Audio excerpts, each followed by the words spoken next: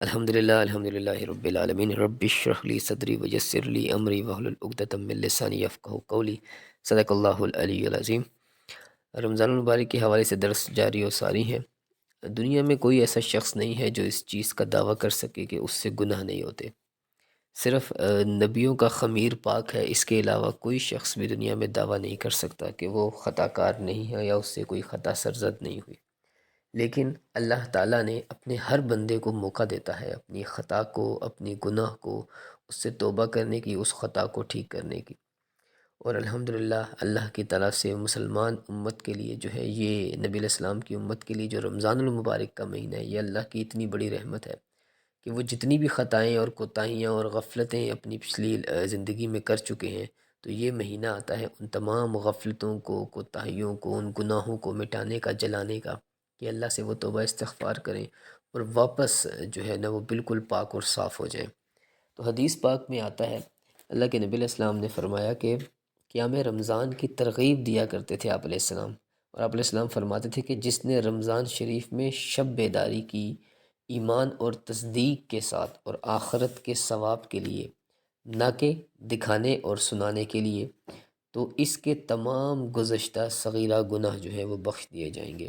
کہ رمضان المبارک ملا، اس میں اس نے راتوں میں قیام کیا، عبادت کی، کسی کو دکھانے کے لیے نہیں کی، ریاکاری نہیں کی، صرف اپنے اللہ کو جو ہے راضی کرنے کے لیے کیا اس نے یہ، تو اللہ تعالیٰ اس کے جو پچھلے صغیرہ گناہ ہے معاف کر دے گا، اور کبیرہ گناہ جو ہیں جب وہ اللہ سے معافی طلب کرے گا تو اللہ کی رحمت اتنی وسیع ہے کہ وہ بھی معاف کر دے گا۔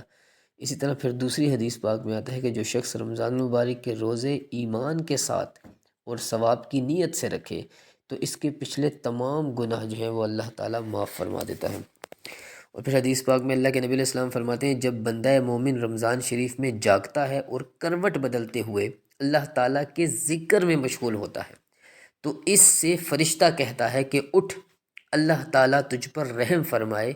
پس جب وہ اٹھ کر کھڑا ہوتا ہے تو اس کا بستر اس کے لیے دعا کرتا ہے، پھر اس کو جنت کے اعلیٰ بستر عطا فرما۔ وہ فرشتہ دعا کر رہا ہے کہ یا اللہ اس کو جنت کا اعلیٰ بستر عطا فرما۔ اور جب اپنے کپڑے پہنتا ہے تو وہ اس کے لیے دعا کرتے ہیں کہ یا اللہ اس کو جنت کے جوڑے عطا فرما۔ اور جب وہ جوتا پہنتا ہے تو وہ اس کے لیے دعا کرتا ہے کہ اے اللہ اس کے قدم پل صراط پر ثابت رکھنا تاکہ یہ گر نہ جائے۔ اور جب برتن اٹھاتا ہے تو وہ اس کے لیے دعا کرتا ہے کہ یا اللہ اس کو جنت کے آب خورے عطا فرما۔ اور جب وضو کرتا ہے تو پانی اس کے لیے دعا کرتا ہے کہ یا اللہ اس کو گناہوں اور خطاؤں سے پاک فرما دے۔ اور اگر اللہ تعالیٰ کے سامنے قیام کرتا ہے یعنی عبادت کے لیے کھڑا ہو جاتا ہے تو اس کے لیے بیت اللہ دعا کرتا ہے، یا اللہ اس کی قبر کو روشن فرما دے اور اس کی قبر کو کشادہ فرما دے۔ اور اللہ تعالیٰ اس کی طرف نظر فرماتا ہے اور ارشاد فرماتا ہے، اے میرے بندے تیری جانب سے دعا ہے اور ہماری طرف سے مقبولیت ہے۔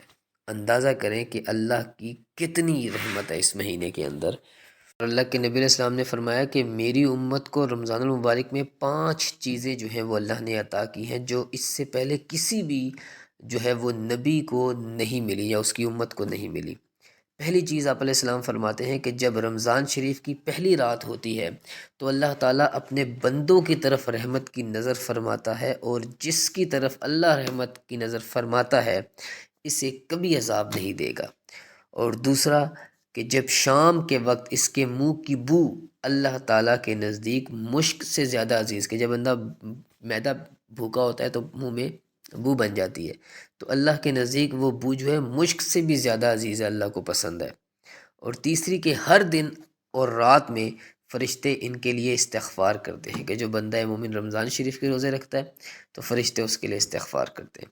پھر چوتھا کہ اللہ تعالیٰ جنت کو حکم فرماتا ہے کہ تیار ہو جاؤ اور میرے بندوں کے لیے آراستہ ہو جا، قریب ہے کہ دنیا کی تھکاوٹ سے یہاں آ کر آرام کریں۔ اندازہ کریں۔ اور پھر پانچویں چیز، جب آخری رات ہوتی ہے تو اللہ تعالیٰ ان سب روزے داروں کی مغفرت فرما دیتا ہے۔ کسی نے عرض کی کہ کیا یہ شب قدر کی برکت ہے؟ فرمایا نہیں، کیا تو نہیں دیکھتا کہ جب کام کرنے والا کام کر کے فارغ ہوتا ہے تو اس وقت اجرت پاتا ہے، کہ مطلب یہ جو ہم 30 دن کے روزے رکھتے ہیں، اور جب ہمارا آخری روزہ ہوتا ہے جو مطلب چاند رات ہوتی ہے، ٹھیک ہے، تو اللہ کی طرف سے وہ جو رات ہوتی ہے وہ اجرت پانے کی ہوتی ہے کہ اس بندے نے پورا مہینہ میرے روزے رکھے، بھوکا پیاسا رہا، ذکر کیا، عبادت کی، گریہ زاری کرتا رہا، آج میں اس کو جو ہے اس کی اجرت دوں گا۔ تو پھر وہ آخری رات میں اپنے رب سے جو بھی جائز مراد کرے گا، حلال چیز کا سوال کرے گا، اللہ تعالیٰ اسے عطا کرے گا۔ تو اللہ پاک سے دعا ہے کہ وہ پاک ذات اس مہینے کی تمام رحمتیں اور برکتیں ہمیں نصیب فرمائے، اور اس مہینے کا زیادہ سے زیادہ اکرام کرنے کی توفیق عطا فرمائے۔ وما توفیق الا باللہ۔